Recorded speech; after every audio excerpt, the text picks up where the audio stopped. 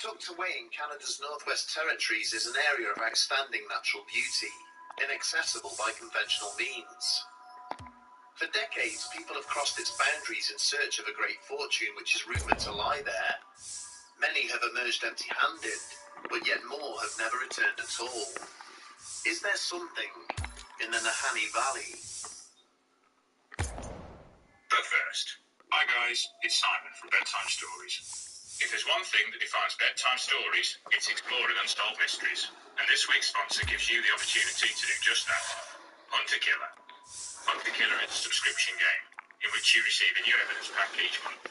These packs contain photographs, transcripts and personal effects of the participants, helping you to establish the facts of each case. Much like the incidents we examine, there will be numerous theories about what has transpired, and it will take all of your concentration to solve the mystery.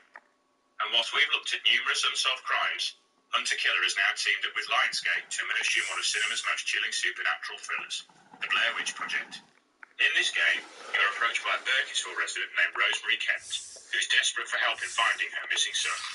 But as you sift through 15-year-old Liam's personal effects, it soon becomes clear the forces behind his disappearance may not be human in origin. Now, myself and Rich are old enough to remember going to the cinema to see the original Blair Witch Project, and it's great to see this iconic universe resurrected in a fresh new way for audiences.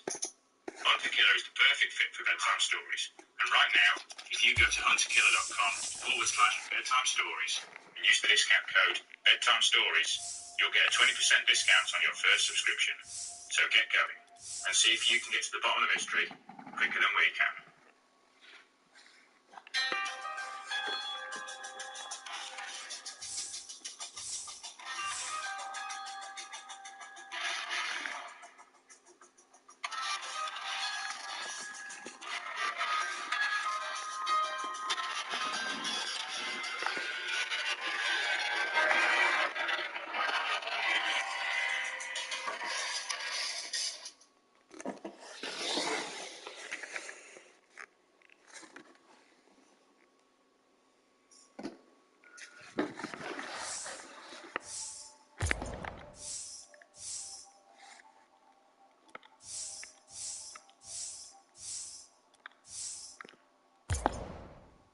Pausing in order to take his bearings, Lefebvre returned to assess how far behind his companions were lagging.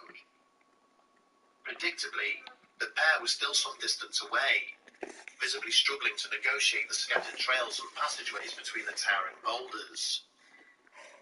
Smiling to himself, he reached into his pack for a slice of dried bison, before promptly continuing on his way. The seasoned trapper had been travelling with the two Mounties for the past 3 days, and so far, neither had been able to match his pace. He would be lying if he said he took no pleasure in their discomfort, having no love either for the RCMP or the obnoxious officers they employed. But it had been a tough year, and despite his dislike of the police, they were paying good money for him to escort them, and they had little choice. The section of the flat river which they needed to reach was a great distance from the nearest settlement, with few guides ever having been there. From what he understood, they were searching for a prospector at the behest of his fiancée. Apparently, the missing man had failed to turn up for his own wedding, with Lefebvre suspecting this would most likely be a case of cold feet, rather than anything more sinister. He had travelled a short distance more when something caused him to stop again. There, not far from the trail, was the badly decayed body of a lynx, trapped in a snare which had been concealed. The sight of the dead animal made Lefebvre uneasy. It was unusual for a man to set a trap in this part of the world, and then to forget about it. The old trapper was stood, munching thoughtfully on his bison when the two lawmen finally caught up to him. They seemed predictably uninterested in the discovery, despite Lefebvre's observations, and so in due course, their journey continued. But it soon became clear that there was something to the trappers' concerns. The travellers began to encounter more traps, each filled with the undisturbed and decomposing carcasses of lynxes. Lefebvre took little satisfaction in watching as the two policemen slowly began to comprehend the importance of the unattended traps, realizing that their mission now looked far less hopeful than when they had first set off.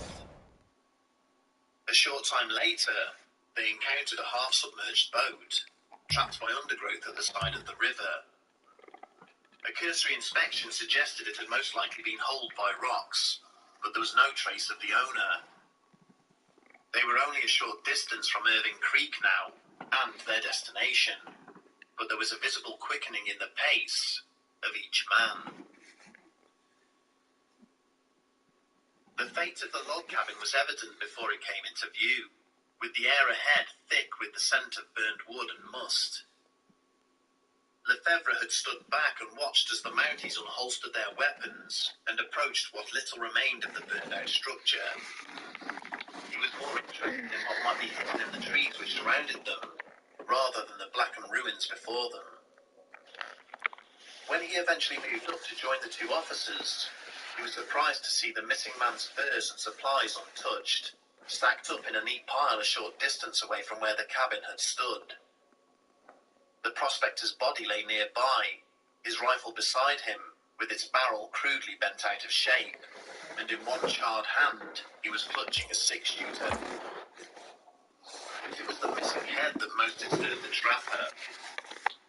Lefebvre had grown up hearing stories of what happened to the people who died in this valley, and had no intention of joining their ranks. He made it clear to his customers that he would be heading back to civilization within the hour, with or without them. No arrests would be made for the murder of Bill Powers, and sadly, he would not be the last man to die in such circumstances.